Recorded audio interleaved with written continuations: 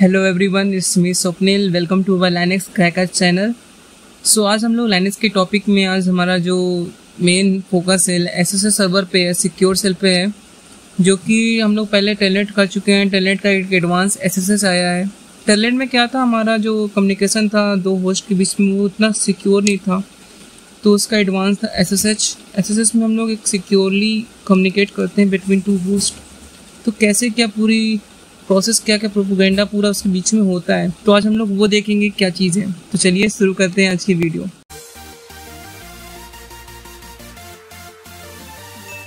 SSS server को हम secure cell से नाम से भी जानते हैं, स्टैंड्स फॉर सिक्योर सेल, जिसमें हम रिमोट लाइनेक्स सर्वर को कनेक्ट करते हैं। इसमें हम कमांड बेस और ग्राफिकल बेस दोनों तरीके से कनेक्ट कर सकते हैं रिमोट सर्वर को from the client side. Graphical based X11 application can also be run securely over SSS from remote location। जब हम लॉगिन करते हैं तो हमारा ऑलरेडी SSS सर्वर में अकाउंट बना होना चाहिए। यह कमांड बेस्ड इंटरफेस जो कि सिक्योर रहता है कम्युनिकेशन के लिए सर्वर से क्लाइंट के बीच। SSS uses public key cryptography for both connection and authentication। Now I will tell you when do we need SSS server. हमें SSS सर्वर की आवश्यकता कब होती है, किस लिए और किस पर्पज से करते हैं। जैसे कि आप लोगों को मालूम होना चाहिए कि cloud server more and more affordable, this more and more client prefer to use cloud server for this website. Also developer एक एसएसएस क्लाउड सर्वर में बहुत से टास्क कंप्लीट या परफॉर्म किए जा सकते हैं, तो उसको क्लाउड में वेबसाइट के जो क्लाइंट्स होते हैं उनको सेटअप बनाने के लिए setup web server for client website SSS server को प्रीफर करते हैं यूज करने के लिए। जो एसएसएस क्लाइंट है, SSS client for connecting SSS server you need SSS client on your local machine। यदि आप विंडोज से कनेक्ट करना चाहते हैं तो आपके पास पुट्टी सॉफ्टवेयर होना चाहिए।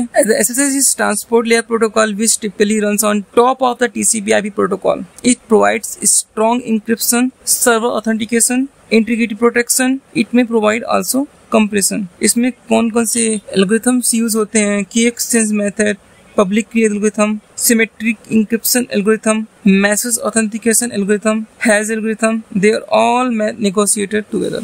SSS की RFC 4253। For using SSS service we use SSS client and SSS server। दोनों के पास खुद का IP एड्रेस होता है और साथ ही पब्लिक की एंड सीक्रेट की होती है। जब क्लाइंट फर्स्ट टाइम सर्वर से कनेक्ट करता है तो वेरिफिकेशन प्रोसेस कंप्लीट की जाती है क्लाइंट के द्वारा। देन एसएसएस क्लाइंट सर्वर को कनेक्शन के लिए रिक्वेस्ट करता है जिससे एसएसएस क्लाइंट सर्वर से कनेक्ट हो जाए, और यह सर्वर के पोर्ट नंबर 22 से रिक्वेस्ट भेज जाती है ओवर द टीसीपी प्रोटोकॉल। इस प्रोसेस के बाद एसएसएस सर्वर रैंडम मैसेज भेजता है क्लाइंट को जिससे कि वेरिफिकेशन हो सके first time. Then SSH client उसे रैंडम मैसेज को इंक्रिप्ट करता है, encrypt in the form which by using secret key of the client. तो जो सीक्रेट की क्लाइंट के द्वारा उसको इंक्रिप्ट किया जाता है and then send to the SSH server over the TCP protocol. जब एसएसएस सर्वर उसे डिक्रिप्ट करता है, एसएसएस क्लाइंट का पब्लिक की यूज करता है फॉर डिक्रिप्शन के लिए and match the previous message who is send by the SSH server. और जब ये वेरीफाई हो जाता है तो दोनों क्लाइंट और सर्वर के बीच एक सेशन की में एग्रीड हो जाता है, और इसे हम डेफी हैमंड की एक्सचेंज एल्गोरिथम कहते हैं। इस तरह दोनों होस्ट के बीच एक सिक्योर टनल तैयार हो जाता है जिसके बीच सिक्योर कम्युनिकेशन होता है। आप यदि कुछ भी फाइल कॉपी पेस्ट कर रहे हैं या फिर मूव करा रहे हैं या फिर ऑथेंटिकेशन कर रहे हैं तो एक सिक्योर टनल के अंदर ही होती है।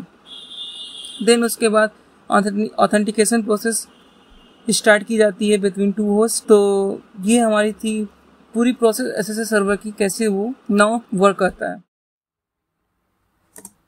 For installing OpenSSH, we write some commands like yum install OpenSSH server। If you already installed, then here we'll write on terminal already installed and dependencies resolved, nothing to do, complete। If you are first time you are trying to downloading a package of OpenSSH server, then we'll ask for yes or no, then you click on yes and continue the process। Then all dependencies package will download and process भी complete. Then उसके बाद क्या होता है, जो उसकी configuration file होती है वो ETC में स्टोर होती है। ETC के अंदर SSH के फोल्डर होता है सिक्योर सेल का, फिर उसके अंदर होता है SSHD./_config। उसमें जितने भी कॉन्फ़िगरेशन आप करना चाहते हैं ग्राफिकल बेस के लिए या फिर आप ऑथेंटिकेशन के लिए जितनी कॉन्फ़िगरेशन आप अपने अकॉर्डिंग आप करना चाहते हैं तो आप यहाँ से कॉन्फ़िगरेशन फाइल के थ्रू कर सकते हैं, जो कि स्टोर होती है etc/ssh/sssd_config. Now we start SSH server and stop the firewall. Firewall इसे स्टॉप करते हैं क्योंकि जो SSH है उसको फायरवॉल स्टॉप कर देता है, उसके पैकेज को आने नहीं देता, उसके लिए हमें स्टॉप करना पड़ता है। यदि आप स्टॉप नहीं करना चाहते तो आप यहाँ पे फायरवॉल में आप इसको SSH की सर्विस को परमानेंटली स्टार्ट कर सकते हैं, ताकि वो जो भी पैकेट SSH के रिलेटेड आए वो उसको एक्सेप्ट कर सके।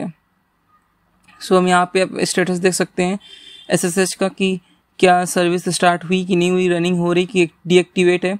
तो हमारी रनिंग यहाँ पे स्टेटस जो हमारा रनिंग आ रहा है, तो हमें ये पता हो गया कि हाँ हमारी जो सर्विस SSH की वो स्टार्ट हो चुकी है। देन स्टेट हम चेक करें कि हाँ एक्चुअली में वो किस पोर्ट में लिसनिंग हो रहा है। तो we will write net state -pant space pipe space more. तो नेट स्टेट से स्टैटिस्टिक्स क्या है, किस पोर्ट में क्या लिसन हो रहा है। जैसे कि हमारा 22 पोर्ट पे TCP/6 SSHD protocol service daemon service listening हो रही है, कि यदि कोई भी IP एड्रेस यदि इसमें आता है, कोई भी IP एड्रेस इस पोर्ट पे कॉल करता है कि हमें इसको एक्सेस करना चाहते हैं, ये पैकेट इस पोर्ट का है, इस मैक एड्रेस का है। सो ये प्रोसेस आगे फर्दर कंप्लीट हो सकती है यदि ये पोर्ट लिसनिंग पोर्ट में होगा। तो यहाँ पे हम देख सकते हैं कि ये लिसनिंग हो रहा है। सो अब इसका हम IP एड्रेस देखेंगे कि इसका IP एड्रेस क्या है। तो इसका IP एड्रेस है 192.168.1.4। तो जब हम इसमें लॉगिन रिमोट साइट से यदि हम लॉगिन करेंगे, मीन्स क्लाइंट साइट से यदि हम इसमें लॉगिन करेंगे, तो हमको इसका सर्वर का IP एड्रेस चाहिए होगा ताकि हम सर्वर को रिमोटली एक्सेस कर सके फ्रॉम द क्लाइंट साइड। तो I hope you will understand that how install OpenSSH server on the server side. Then we will go on client side and see how we configure client. So हम client side आ चुके हैं। client side हम क्या करेंगे कि हम इसमें हम SSH लिखेंगे, क्योंकि हम SSH सर्विस रन कराना चाहते हैं client side। SSH DNS इसलिए यूज़ किया क्योंकि DNS एक यूज़र है सर्वर साइड, तो उस यूज़र को मैं एक्सेस करना चाहता हूँ रिमोटली। @ मीन्स एड्रेस, जिस एड्रेस को आप रिमोटली एक्सेस करना चाहते हो। तो SSH सर्वर का IP जैसे कि हमने पहले देखा था 192.168.1.4 था, तो हमने उसको लिख करके इंटर कर दिया। नाउ इंटर करने के बाद क्या होगा, जो अननोन हो, जैसे कि हम रिमोटली एक्सेस करना चाह रहे हैं फर्स्ट टाइम, तो जो अननोन होस्ट रहेगा हमारे लिए वो SSH सर्वर, तो जो उसकी होस्ट की होगी वो कैचे में सेव नहीं रहती है फर्स्ट टाइम।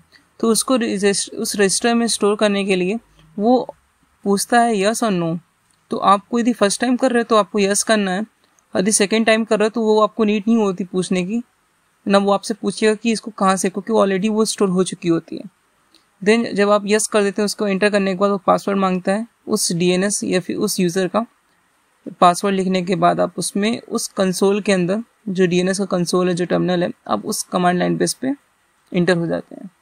देखिए हमारा पहले रूट क्लाइंट था, उसके बाद हमारा चेंज होने के लॉगिन होने के बाद हमारा DNS @localhost मीन्स सर्वर का हो गया। तो यहाँ से हम एग्जिट कर सकते हैं। एग्जिट करने के बाद यहाँ लॉगआउट शो करके आएगा and then connection to 192.168.1.4 is closed. Now we will next see how access remotely from window side.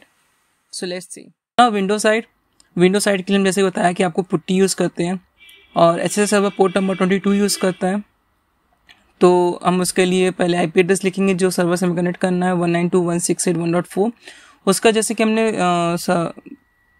Linux में किया था वैसे इसमें होता है, लेकिन हम लोग इसमें विंडोज से फर्स्ट टाइम कर रहे हैं, इसलिए इसमें कह रहा है कि द सर्वर होस्ट की is not cache in the registry में इसमें कैच मेमोरी में नहीं है। तो उसके लिए जो इसकी फिंगरप्रिंट की सेशन SSH की सर्वर की है उसको स्टोर करेगा, और जब हम सेकेंड टाइम इसको लॉगिन करेंगे तो उसको रिक्वायरमेंट नहीं रहेगी मांगने की, अगेन वो सिर्फ पासवर्ड मांगेगा और ऑथेंटिकेशन प्रोसेस स्टार्ट हो जाएगी। सो इस तरह हमारा विंडोज़ और लाइनक्स का कैसे SSH सर्वर को यूज़ करते हैं उसके ऊपर था। So thank you for watching my video.